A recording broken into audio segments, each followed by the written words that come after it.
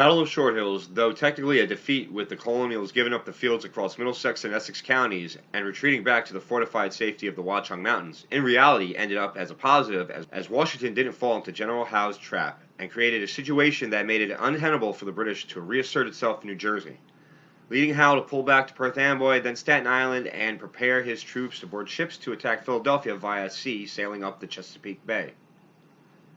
The battle saw the first use of repeating rifles by the British, as well as the use of chemical warfare by both sides, as they applied fungus to musket balls to spread disease within the ranks. Short Hill was also most likely the first battle in which the Continentals flew the Stars and Stripes, which was approved 2 weeks earlier. The valor of 1,000 men severely outgunned and outnumbered under Lord Stirling, supported by Maxwell, Conway, and Morgan, at the Ash Swamp, held off the British onslaught long enough to preserve the Continental Army from being outflanked and destroyed. Without this steadfast action, the Revolution would have been lost. So, as in many of the short-term defeats, this actually created a long-term scenario in which a victory remained possible. However, June 26, 1777 was a costly necessity in which the civilians of New Jersey would pay for the preservation of the rebellion at the hands of the plundering Loyalists and Hessians in the wake of the retreat. No town felt the wrath as bad as the village of Westfield, once part of the original Elizabethtown charter. After the withdrawal of the Patriots heading up today's New Providence Road and the relative safety of the Watchung Mountains, Hessians and Loyalists entered Westfield ahead of Cornwallis on a mission of retribution. Later joined by the British regulars, they continued sacking the town, encamping the area in a diamond through the farmlands of Charles Clark, David Clark, Ephriam Marsh, Moses Marsh, John Meeker, and Moses Ross. A large portion of Howe's 13,000 troops spent the night in Westfield feasting.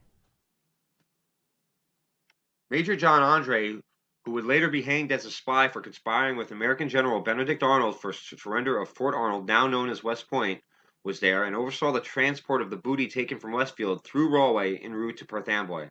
Militia would harass this overladen column in the following days, most notably at Spanktown. Before the British withdrawal from Westfield the next morning, the invading army desecrated the First Presbyterian Church of Westfield, slaughtering multitudes of livestock within it for a victorious banquet the night of June 26th. And they relieved the church of its bell, the bell that they would take back to New York as a prize. Known for its splendid, unique ring, once rung on the first Sunday in New York, a British captive from Westfield, lawyer William Clark, heard his hometown bell and made his fellow captives aware that Westfield had been sacked, for that was the Westfield bell.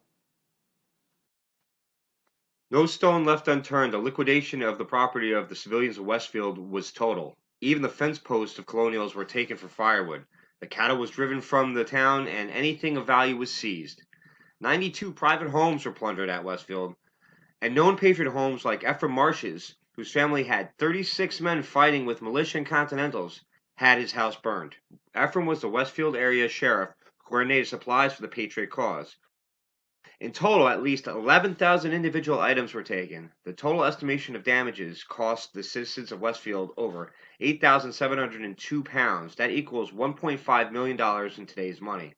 It is fair to say even more damages were not reported.